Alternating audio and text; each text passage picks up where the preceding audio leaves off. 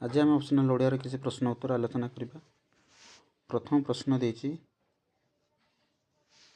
मनुष्य शरीर उपरे क्यों पक्षी बसी दशरथ देखिछन्ति। ऑप्शन देछि शुक, सारी, काक ना पिक। सठिक आंसर कौन हम कि काक। गोविंदकर कौन साजी सरसुंदरी गोपपुर रही। गोविंदकर कौन साजी सरसुंदरी गोपपुर रही।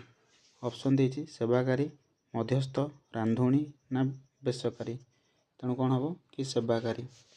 चंद्र बिना कहार गति नहीं। चंद्र बिना तारा, ग्रह, कुमुद ना चक्कर। चक्कर। शिवधनुरे क्यों असुरंकर मृत्यु होता। शिवधनुरे तारकासुर, त्रिपुरासुर, अघासुर ना वृत्तासुर। तेणु कौन हम कि त्रिपुरासुरंकर मृत्यु होता। गोपपुर रे गोपालुणी माने कौन लंघी पारती नहीं। कृष्णकर बाणी, राधांकर बाणी, दूतिकार बाणी ना यशोदांकर बाणी। कौन हम कि दूतिकार बाणी। नेक्स्ट प्रश्न देछि 2 नंबर देला कि विश्वामित्रंकर आश्रम केउठारे थिला। सिद्धवन रे थिला। विश्वामित्रंकर आश्रम सिद्धवन रे थिला। तापर देछि जशोवंती धात्री मानक सहित किपरि उभा हेले। जशोवंती धात्री मानक सहित चंद्र को तारा बेड़िला पर से कौन होइछन्ति कि उभा होइछन्ति।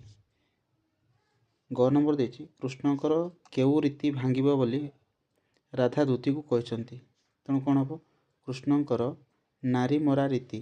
तेणु कृष्णकर नारी मरा नीति को भांगिबो बोली राधा दूती हस्ତରେ कहिछन्ति। तापर देछि सरह सुंदरी क्यों क्यों विद्या जानिथिला। सरह सुंदरी नवनाटक जानिथिला। सरह सुंदरी 16 कला जानिथिला एवं थंबन मोहन आदि से विद्या गुड़ाक जानिथिला। परवर्ती प्रश्न 3 नंबर देछि कि परशुराम कहार नंदन थिले एवं क्यों कूल को मंडन करथिले। देखो बहुत सुंदर प्रश्न पचारि। परशुराम कहार नंदन थिले। तो एटा दीटा वाक्य आमको उत्तर देवार अच्छी। तेणु ये आम कौन करा पड़ो कि कवि परिचय तथा जो कवितार ना लिखा पड़ो। आम जानिले एटा परशुराम भेट कवितार आसी यार कवि होचंती बलराम दास। तेणु परशुराम कहार नंदन थिले एटा आम कहीपर परशुराम होची कि रेणुका नंदन थिले से भृगुकूल को मंडन करथिले। तापर देछि कृष्णकर पादधूली पाइले राधांकर कौन हेबो। एटा कोठु आसीछि। एटा कृष्णकर पादधूली पाइले राधांकर कौन हेबो। एटा धीरे राधा कर धरी कवितार आसीछि। एठार कवि होचंती अभिमन्यु सामंत सिंहार। तेणु से पचारि कृष्णकर पादधूली पाइले राधांकर कौन हेबो। कृष्णकर पादधूली पाइले राधांकर पुण्य फल जागी उठिबो बोली कुआ जायछि। तापर ग नंबर देला गोपपुर रे सरह सुंदरी किपरि थिले। एटा कोठु आसी। एटा सरह सुंदरी कवितार आसीछि। आउ यार कवि होचंती अच्युतानंद दास। तेणु प्रश्न देछि गोपपुर रे सरह सुंदरी किपरि रही थाए। तो यार आंसर हम कि गोपपुर रे सरह सुंदरी मधुवन ठारू गोमत पर्वत पर्यंत बेस खुशी रे से थाए। परवर्ती प्रश्न एटा 3 मार्किया। एठार मध्य हमको कौन करार अच्छी कवि परिचय लिखबार अच्छी। क्या देखि कृष्ण तोष हेले। तो ये जो कविताटा एटा धीरे राधा करधरी आसी यार कवि होचंती अच्युतानंद दास। तेणु क्या देखि कृष्ण तोष हेले। देख जितेबाला नंद घरे कुमार पूर्णमी उत्सव चली से समय कृष्णकर जन्म होती। समय सॉरी 2 घड़ी राति कौन होती कि सरह सुंदरी दूती आसी।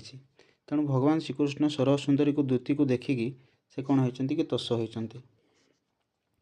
विधेय पथ संखाड़ी किए हेब बोली राधा कहते। एटा को पाठर आसी। एटा हूँ धीरे राधा करधरी कवितार आसी। आउ यार कवि होचंती अभिमन्यु सामंत सिंहार। विदेह पथ संखाड़ी किए हेब बोली राधा कहते। देख विदेह पथ अर्थात मृत्यु पथ। तेणु भगवान श्रीकृष्णकर से अनुग्रह न पाइले राधा कौन करिबा कि विदेह पथ संखाड़े बोली बा विदेह पथ को अवलंबन करिवे बोली राधा द्वितीय आगे प्रकाश करछन्ती। परवर्ती प्रश्न अच्छी गिरी और समुद्र लंघन करने निर्वासित व्यक्ति कौन चाहूला। पौरुष, विहंग पक्ष, पराक्रम, बाहुबल। तेणु कौन हम कि विहंग पक्ष।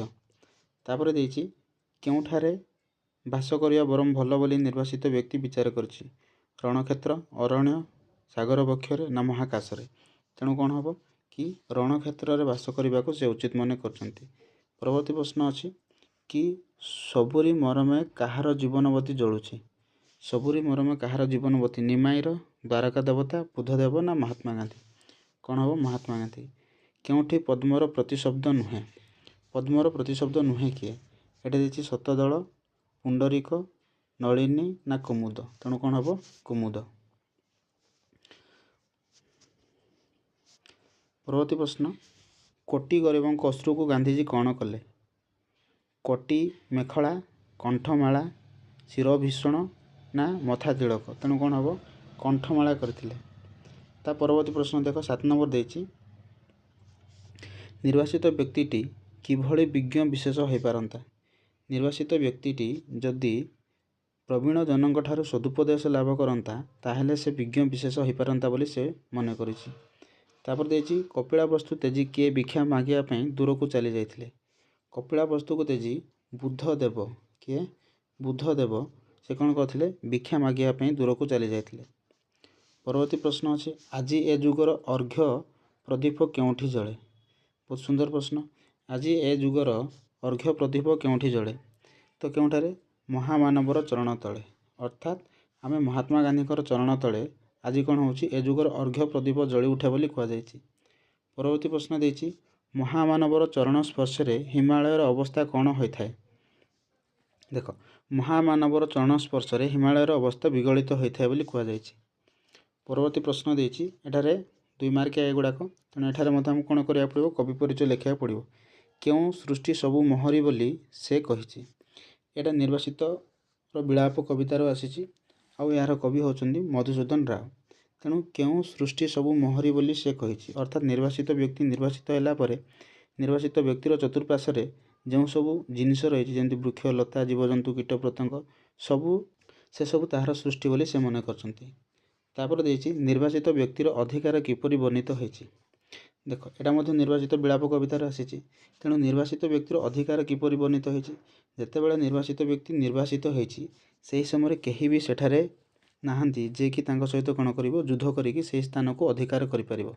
ତେଣୁ ସେହି ସମସ୍ତ ବ୍ୟକ୍ତିର, ସେହି ସମସ୍ତ ସୃଷ୍ଟିର ବା ସେହି ସବୁ ଜିନିଷର ମାଲିକ ସେ ନିଜକୁ ବୋଲି ମନେ କରିଛି।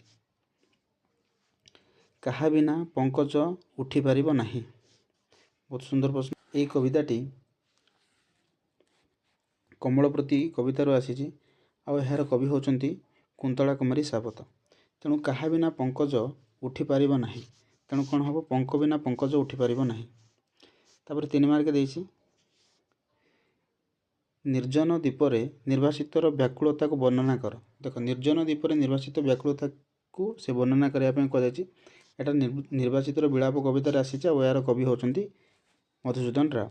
ତେଣୁ ନିର୍ଜନ ଦ୍ୱୀପରେ ଯେତେବେଳେ ନିର୍ବାସିତ ବ୍ୟକ୍ତିଟି ନିର୍ବାସିତ ହୋଇଛି ସେହି ସମୟରେ ସେଠାରେ କେହି ବି ମନୁଷ୍ୟ ନାହାନ୍ତି। ନିର୍ବାସିତ ବ୍ୟକ୍ତି ଜଣେ ସାମାଜିକ ପ୍ରାଣୀ, ତେଣୁ ସମାଜରେ ସେ ବସବାସ କରିବାକୁ ଭଲ ପାଏ, କିନ୍ତୁ ସେଠାରେ କୌଣସି ବି ବ୍ୟକ୍ତି ନଥିବାରୁ ସେ ତାକୁ ଏକୁଟିଆ ମନେ କରିଛି। ତେଣୁ ସେଇଥିପାଇଁ ସେ କ'ଣ ହେଉଛି? ଅନେକ ଦିନ ହେଲା ସେ କାହାର କଣ୍ଠସ୍ୱର ଶୁଣିପାରି ନାହିଁ ବା ନିଜର ଆତ୍ମୀୟମାନଙ୍କୁ ସେ ଦେଖିପାରି ନାହିଁ, ଯେଉଁଥିପାଇଁ ତା'ର ମନ ବ୍ୟାକୁଳିତ ହୋଇଛି ବୋଲି କୁହାଯାଇଛି। ତାପରେ ପରବର୍ତ୍ତୀ ପ୍ରଶ୍ନ ହେଉଛି, ପାପୀ ଓ ତାପୀଙ୍କର ପାଇଁ କିଏ ଓ କିପରି ପୂର୍ଣ୍ଣତୀର୍ଥ? ଏଇଟା କମଳପ୍ରତି କବିତାରୁ ଆସିଛି, ଆଉ ଏହାର କବି ହେଉଛନ୍ତି କୁନ୍ତଳା କୁମାରୀ ସାବତ। ତ କିଏ? ପାପୀ ଓ ତାପୀଙ୍କ ପାଇଁ କିଏ? ଅର୍ଥାତ୍ ପଦ୍ମ ହେଉଛି କ'ଣ? କି ପୁଣ୍ୟତୀର୍ଥ। କାହିଁକି? କାରଣ ପଦ୍ମର ସୌନ୍ଦର୍ଯ୍ୟକୁ ଦର୍ଶନ କଲେ ପାପୀ ଓ ତାପୀଙ୍କର ପାପ ହରଣ ହୋଇଥାଏ। ସେଇଥିପାଇଁ ଏଠାରେ କୁହାଯାଇଛି କି ପାପୀ ଓ ତାପୀଙ୍କ ପାଇଁ ପଦ୍ମ ହେଉଛି କ'ଣ? ପୁଣ୍ୟତୀର୍ଥ। ପରବର୍ତ୍ତୀ ପ୍ରଶ୍ନ ଦେଇଛି 11 ନମ୍ବର, ପ୍ରାଚୀନ ଭାରତରେ କେଉଁ କ୍ଷେତ୍ରରେ ଆଧ୍ୟାତ୍ମିକର ମୂଳ ମନ୍ତ୍ର ରୂପେ ବିଦ୍ୟମାନ ଥିଲା? ପୌରାଣିକ, ଆର୍ଥିକ, ନୈତିକ ନା ସାମାଜିକ? ଏହାର ସଠିକ୍ ଆନ୍ସର କ'ଣ ହେବ? ନୈତିକ କ୍ଷେତ୍ରରେ। ତାପରେ ଦେଇଛି, ତଥାପି ଏହି 21ଶ ଶତାବ୍ଦୀରେ ମଧ୍ୟ ପୃଥିବୀରେ କିଏ ରହିଛନ୍ତି? ଦେବତା, ଭୃତ୍ୟ, ପଶୁ ନା ରାଜା? କ'ଣ ହେବ? କିଏ ରାଜା ରହିଛନ୍ତି। ତା ପରବର୍ତ୍ତୀ ପ୍ରଶ୍ନ ଅଛି, ଏବେ ଅଧିକାଂଶ ଦେଶରେ ବାସ କରୁଥିବା ମନୁଷ୍ୟମାନେ କ'ଣ ଲାଭ କଲେଣି? ଧାର୍ମିକ ସ୍ୱାଧୀନତା, ରାଜନୈତିକ ସ୍ୱାଧୀନତା ନା ଆର୍ଥିକ ସ୍ୱଚ୍ଛଳତା? ଏହାର ଆନ୍ସର ହେବ କି ରାଜନୈତିକ ସ୍ୱାଧୀନତା। ଏକ ସଚେତନ ସଦିଚ୍ଛାର ବିଷୟ କ'ଣ? ଏକ ସଚେତନ ସଦିଚ୍ଛାର ବିଷୟ କ'ଣ? ଜାତୀୟତା, ନିଶାମୁକ୍ତ, ଭ୍ରାତୃତ୍ୱ ନା ସଚେତନତା? ତେଣୁ ଆନ୍ସର କ'ଣ ହେବ? ଏହାର ଆନ୍ସର ହେଉଛି ଭ୍ରାତୃତ୍ୱ। କେଉଁ ନାରୀ ପରି ପ୍ରକୃତି ମଣିଷଠାରୁ ଅସରନ୍ତି ଭଣ୍ଡାର ଲୁଚାଇ ରଖିଛି। ଲୋଭୀ, ଧନୀ, ଉଦାର ନା ଜ୍ଞାନୀ? ଆନ୍ସର କ'ଣ ହେବ କି ଲୋଭୀ ନାରୀ ପରି।